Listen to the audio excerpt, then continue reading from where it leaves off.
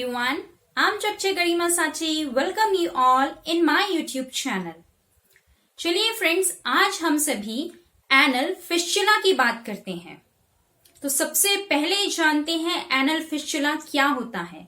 ये एक chronic abnormal condition है जिसमें एक कम्युनिकेशन बन जाता है। अंदर की एनल कैनाल का एक कम्युनिकेशन होना स्किन जो एनस के अराउंड है वहां पर, तो उनके बीच में एक टनल मीन्स एक सुराग जैसा बन जाता है। तो जो इंटरनल या फिर एक्सटर्नल स्फिंक्टर होते हैं एनल कैनाल के, वहां से एक पतला रास्ता बनता है जो कि स्किन में खुलता है एनस के पास। नॉर्मल एक कम्युनिकेशन होता है, लेकिन उसके अलावा एबनॉर्मल कम्युनिकेशंस बनना एनल फिस्चुला कहलाता है। फ्रेंड्स, उसके पहले यदि आप सभी ने हमारा चैनल सब्सक्राइब नहीं किया है तो सब्सक्राइब कर दीजिएगा, बेल आइकन प्रेस कर दीजिएगा ताकि आप सभी को हमारे वीडियोस के अपडेट टाइम टू टाइम मिलते रहें। और इस वीडियो को लास्ट तक जरूर देखिएगा। इसके लास्ट में हम आपको कुछ होम्योपैथिक मेडिसिन के बारे में बताएंगे जो कि इस एनल फिस्चुला को क्योर करने में काफी हद तक हेल्पफुल हो सकती है। तो चलिए आइए शुरू करते हैं एनल फिस्चुला के बारे में। अब हम बात करते हैं सबसे पहले कि इसके कारण क्या है, किन लोगों में ज्यादा कॉमन है। तो 30 से 40 साल की एज ग्रुप के लोगों में ज्यादातर देखने मिलता है। मेल्स में ज्यादा कॉमन है बजाय फीमेल्स के। और जिन लोगों में एनल एब्सेस की हिस्ट्री है, मींस जिनमें एनल एब्सेस बार बार होता है और वो प्रॉपरली हील ना हो, तो वही आगे बढ़कर फिस्चुला बनाता है। चलिए अब हम इसके साइन एंड सिम्टम्स की बात करते हैं। तो जहां पर फिस्चुला होगा उसके आसपास की स्किन मैसरेटेड होगी, मींस कटी फटी सी हो सकती है। साथ ही साथ इस फिस्चुला से तरल पदार्थ का निकलना, उसका रिसाव देखने मिल सकता है, पस आ सकता है, ब्लड आ सकता है, साथ ही साथ फीसेस यानी कि कई बार मोशंस भी बाहर आ जाते हैं। साथ ही साथ एनल रीजन पे बहुत ज्यादा इचिंग होगी, खुजली होगी, और जब इसकी सिवियरिटी बढ़े तो उस जगह पर पेन होगा, स्वेलिंग होगी, टेंडरनेस होगा, मीन्स टच करने पे भी दर्द होगा, फीवर हो सकता है, अनप्लेजेंट ओडर आ सकती है, और साथ ही साथ उस जगह से मोशंस का पास आउट होना भी देखा जाता है। चलिए फ्रेंड्स, अब हम इसके टाइप्स की बात करते हैं। तो सबसे पहला टाइप है एक्स्ट्रा स्फिंक्ट्रिक, मीन्स रेक्टम या सिग्मोइड कोलन से स्टार्ट होगा और नीचे स्किन में एनस के एरिया में फिस्चुला की ओपनिंग होगी। एनल कैनाल से ऊपर से ओपनिंग होकर नीचे एनस तक ओपनिंग होगी, उसे एक्स्ट्रा स्फिंक्ट्रिक फिस्चुला कहते हैं। दूसरा है ट्रांस स्फिंक्ट्रिक फिस्चुला। तो एक्सटर्नल और इंटरनल दोनों स्फिंक्टर के बीच से निकलेगा और एक्स्ट्रा स्फिंक्ट्रिक को क्रॉस करके नीचे स्किन की तरफ ओपनिंग होगी, उसे ट्रांस स्फिंक्ट्रिक कहते हैं। नेक्स्ट है इंटर स्फिंक्ट्रिक। तो ये भी एक्सटर्नल और इंटरनल के बीच से निकलकर इंटरनल स्फिंक्टर को क्रॉस करके नीचे एनस की तरफ आएगा, उसे इंटर स्फिंक्ट्रिक कहते हैं। नेक्स्ट है सुप्रा स्फिंक्ट्रिक। तो जो दोनों स्फिंक्टर्स के बीच से निकले लेकिन किसी को क्रॉस ना करे और डायरेक्ट स्किन में ओपनिंग दे, उसे सुप्रा स्फिंक्ट्रिक कहते हैं। लास्ट है सब म्यूकोजल। तो ये सब म्यूकोजा से निकलकर स्किन में ओपनिंग देगा, ये किसी भी स्फिंक्टर को क्रॉस नहीं करता है। चलिए फ्रेंड्स, अब हम इसकी डायग्नोसिस के बारे में बात करते हैं। तो क्लिनिकल एग्जामिनेशन काफी होता है फिस्चुला को जानने के लिए। इसके अलावा एनोस्कोपी भी की जा सकती है।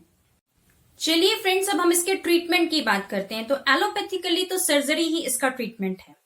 अब हम इसके होम्योपैथिक कॉज, होम्योपैथी द्वारा क्योर्ड केस और साथ ही कुछ होम्योपैथिक मेडिसिन की बात करते हैं जो कि इस फिस्चुला को क्योर करने में काफी हद तक हेल्पफुल हो सकती हैं। तो सबसे पहले हम बात करेंगे इसके होम्योपैथिक कॉज की। तो पेशेंट के अंदर काफी गुस्सा भरा होगा, वो कुछ उसकी लाइफ में कुछ रबिश घट रहा होगा, कुछ घटिया घटनाएं घट रही होंगी जिससे वो बाहर जाना चाहता है, बाहर निकलना चाहता है, और कोई एबनॉर्मल तरीका निकालेगा उससे बाहर निकलने का, और साथ ही साथ माइंड में डिस्ट्रक्शन होगा। ये इसका होम्योपैथिक कॉज है।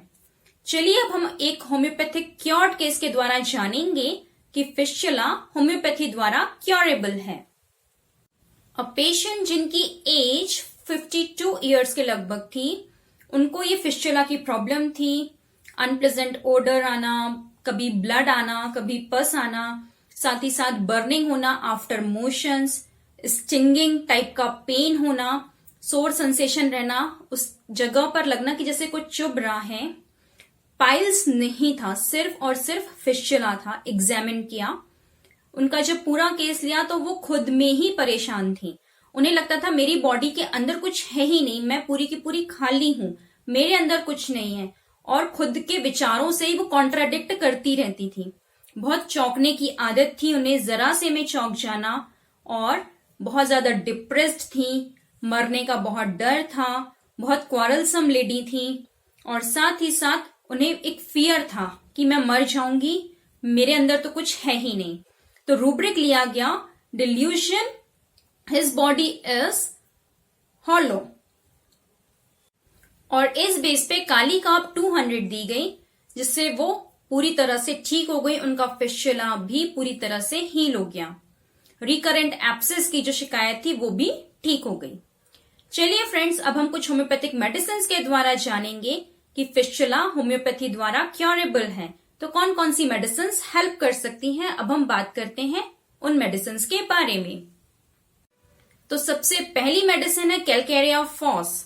तो जिन लोगों में फिस्चुला ऑल्टरनेट करे चेस्ट कंप्लेंट के साथ, जैसे सांस लेने में तकलीफ हो रही है, ब्रीदिंग प्रॉब्लम हो, सीढ़ियां उतरने चढ़ने में दिक्कत हो जाए, या ऑपरेशन के बाद फिस्चुला बन जाए, या फिर फिस्चुला के साथ जोड़ों में दर्द हो, उन लोगों में कैलकेरिया फॉस काफी अच्छी मेडिसिन है।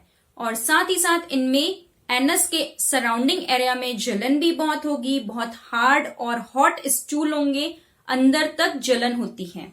अब इनके मेंटल सिम्टम्स की बात करें तो इनका कंसंट्रेशन कहीं नहीं रहता है, कोई इंटेलेक्चुअल काम नहीं कर सकते हैं, बस सिर्फ घूमने बोल दो, घूमने की बहुत ज्यादा डिजायर होती है, और खुद से बहुत ज्यादा डिससेटिस्फाइड होते हैं, और साथ ही साथ दूसरों से भी। तो यदि ये सिम्टम्स मैच करते हैं तो कैलकेरिया फॉस काफी हद तक हेल्पफुल हो सकती है इस फिस्चुला को क्योर करने में। नेक्स्ट मेडिसिन है कैलकेरिया सल्फ। तो इन लोगों में जो फिस्चुला होगा वो रिकरेंट हिस्ट्री एप्सिस के लिए हुए होंगे, मीन्स बहुत ज्यादा एप्सिस हो चुके हैं जिन लोगों को एनल रीजन में, और वो फिस्चुला डेवलप कर दे, तो उन लोगों के लिए कैलकेरिया सल्फ बहुत अच्छी मेडिसिन है।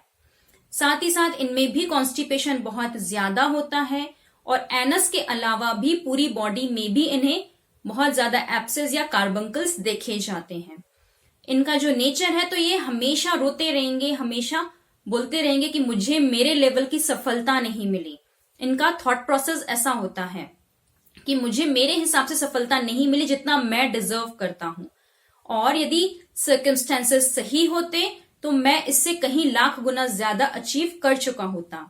बहुत टिमिड होंगे, इनकी नीड भी सपोर्ट होती है, थोड़े मोटे और थुलथुले पेशेंट होते हैं। तो यदि ये सिम्टम्स मैच करते हैं तो कैलकेरिया सल्फ काफी अच्छी मेडिसिन है इस फिस्चुला को क्योर करने के लिए। नेक्स्ट मेडिसिन है बर्बेरिस वल्गैरिस।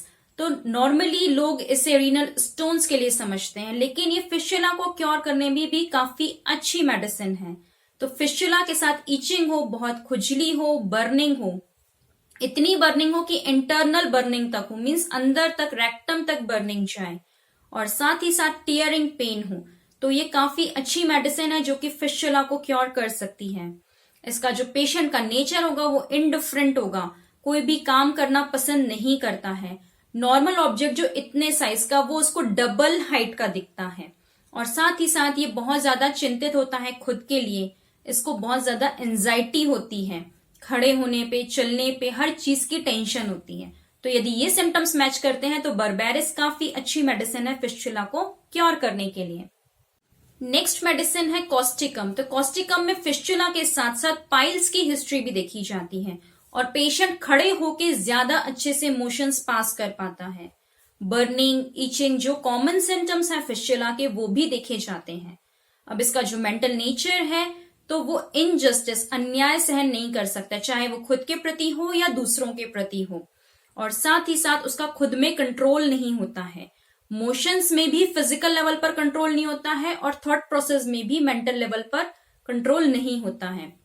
और वो जितना शिकायतों के बारे में, तकलीफों के बारे में सोचेगा, अपनी कंप्लेंट्स के बारे में सोचेगा, तो वो कंप्लेंट्स उतनी ही ज्यादा बढ़ती जाती हैं। तो यदि ये सिम्टम्स मैच करते हैं तो कॉस्टिकम काफी अच्छी मेडिसिन है फिस्चुला को क्योर करने के लिए। लास्ट मेडिसिन है साइलीशिया। तो साइलीशिया में भी फिस्चुला ऑल्टरनेट करता है चेस्ट कंप्लेंट के साथ। बहुत ज्यादा स्टिचिंग पेन होगा, मोशंस के लिए बहुत प्रेशर लगाना पड़ता है, और साथ ही साथ एब्सेस की इसमें भी बहुत रिकरेंट हिस्ट्री होगी। पेशेंट का जो मेंटल नेचर है कि वो पब्लिक अपीयरेंस में बहुत डरेगा, कहीं किसी के सामने जाने में, स्ट्रेंजर्स के सामने जाने में, इंटरनल रेस्टलेसनेस होगी, इमेज कॉन्शियस बहुत होगा। तो यदि ये सिम्टम्स मैच करते हैं तो साइलीशिया काफी हद तक हेल्पफुल हो सकती है फिस्चुला को क्योर करने के लिए। चलिए फ्रेंड्स, आज का टॉपिक यही कंप्लीट होता है। जल्द ही मिलते हैं किसी नए टॉपिक, नए सब्जेक्ट के साथ। और कोई भी मेडिसिन डॉक्टर से कंसल्ट किए बिना मत लीजिएगा, अदरवाइज ज्यादा हद तक हेल्पफुल नहीं हो पाएंगी।